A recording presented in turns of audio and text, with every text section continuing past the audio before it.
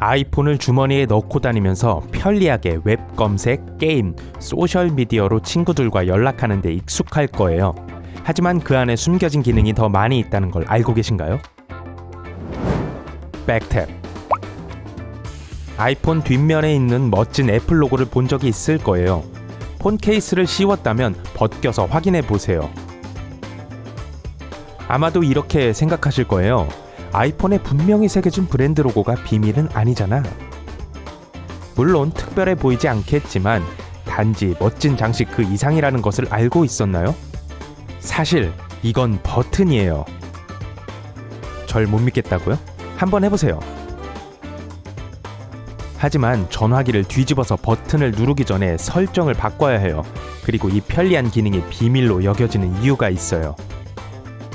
우선 설정으로 가서 손쉬운 사용을 누른 다음 터치 메뉴를 누르고 목록의 맨 아래로 이동하면 거기에 백탭 옵션이 있어요. 찾았나요? 좋아요. 더블 탭과 트리플 탭 옵션 중에서 선택할 수 있고 무엇보다 다양한 옵션을 선택할 수 있어요.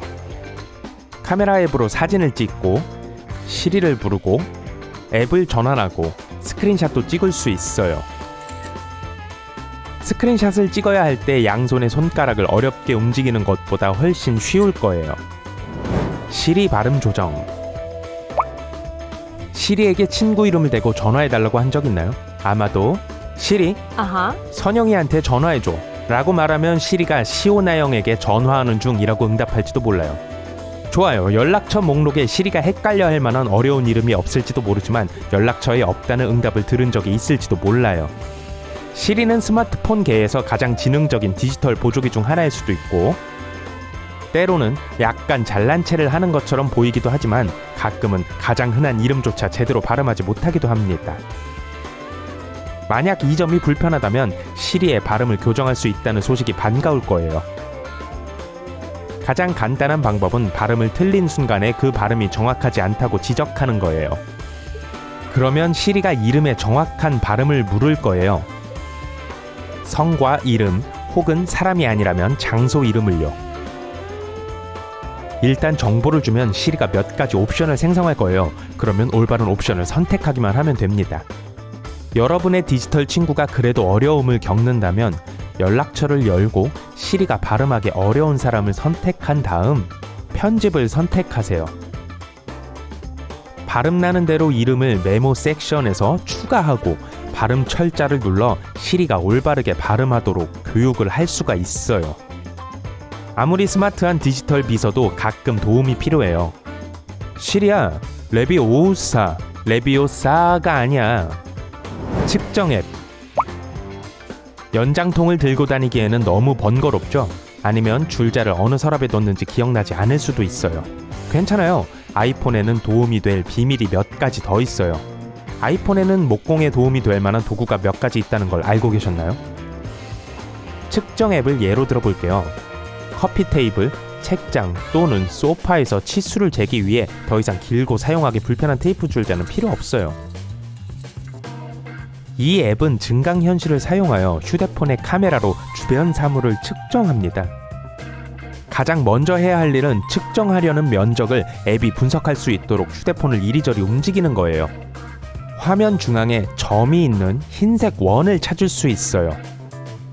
여기서부터는 실제 줄자와 크게 다르지 않아요. 측정하려는 물체의 모서리에 점을 맞추고 측정하려는 위치까지 끌어주기만 하면 돼요. 무얼 만들기 위한 거라면 좀 더 정확한 측정을 위해 물리적 테이프 줄자를 사용하는 것이 좋을 거예요. 이 옵션은 전문가용이라고 할 수는 없지만 대략적인 견적을 내기에 매우 적합해요. 측정 앱은 수평계로 사용할 수도 있어요. 앱의 수평계 탭으로 전환하고 판독을 원하는 표면에 휴대폰을 올려놓기만 하면 돼요.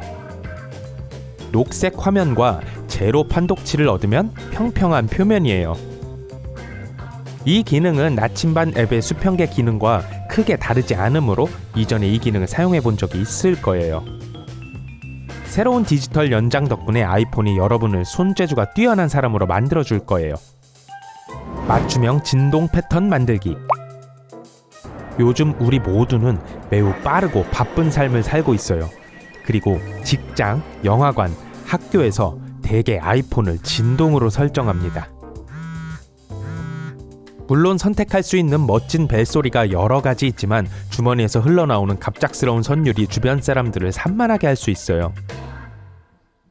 더 나쁜 것은 화가 난 고용주나 선생님에게 휴대폰을 압수당할 수 있다는 거죠.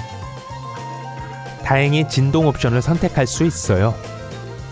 아마 다양한 상황과 연락처에 따라 다른 진동을 사용하고 있을 수도 있어요.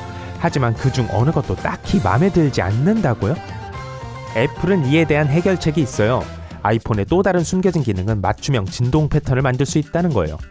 만약 친한 친구가 전화나 문자를 하거나 아침에 일어날 시간이 되었을 때 여러분이 가장 좋아하는 노래의 박자를 듣고 싶다면 아이폰에서 그 패턴을 만들 수 있어요. 이번에도 설정으로 이동해서 소리 및 진동에서 사용자 지정할 톤을 선택하고 진동을 누른 다음 새로운 진동 생성을 선택합니다. 다음 단계는 마음에 드는 조용한 리듬이 생길 때까지 손가락으로 화면을 두드려 소리 없는 DJ처럼 달콤한 진동을 만들어내는 거예요. 이제 진동 옵션을 원하는 대로 선택할 수 있어요. 새벽 모닝콜이 좀 더 즐거워지겠죠? 기분 좋게 잠이 깨면 하루를 상쾌하게 시작할 수가 있을 거예요. 트랙패드. 스마트폰에서는 더 이상 키보드를 사용하기 위해 두 손이 필요하지 않아요. 엄지만 있으면 돼요.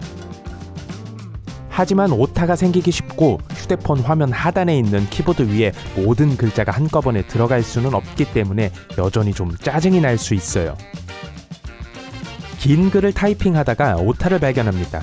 글자 하나 때문에 오해를 불러일으킬 수도 있어요. 그걸 고치는 게 귀찮은 일일 수도 있고 종종 그냥 전체를 지우고 다시 쓰는 게 쉬울 때가 있어요. 적어도 그렇게 보여요. 만일 문자를 보낼 때 틀린 맞춤법에 집착하는 유형이라면 키보드를 트랙패드 모드로 전환하여 편집이 용이하도록 할 수 있습니다. 그래요. 아이폰의 또 하나의 숨겨진 보석이죠. 사용하기도 쉬워요. 스페이스바를 손가락으로 누르기만 하면 돼요.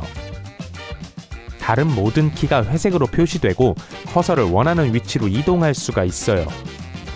그런 다음 스페이스바에서 손가락을 떼고 입력을 계속해요. 작은 아이폰 키보드로 글을 쓸 때 짜증스러운 또 한 가지는 숫자와 기호를 사용하기 위해 탭을 바꾸는 일이에요. 별거 아닌 것처럼 보일 수도 있지만 같은 메시지에서 여러 번 왔다 갔다 해야 할 때는 분명 조금 답답할 거예요.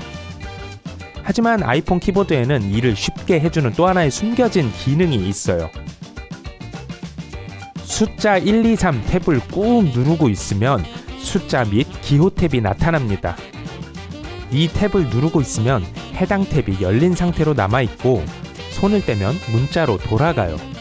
곧 스마트폰으로 소설을 쓸 수 있을 만큼 타이핑 속도가 빨라질 거예요.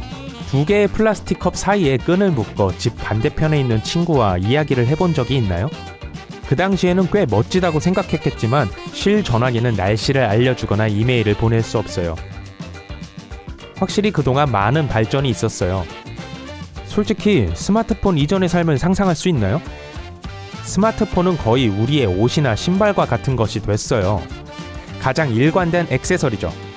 이제 이러한 유용한 비밀들을 알게 되었으니 여러분은 아이폰 전문가가 될 거예요. 하지만 이 비밀들이 별로 소용이 없다면 언제라도 실 전화기로 돌아가세요.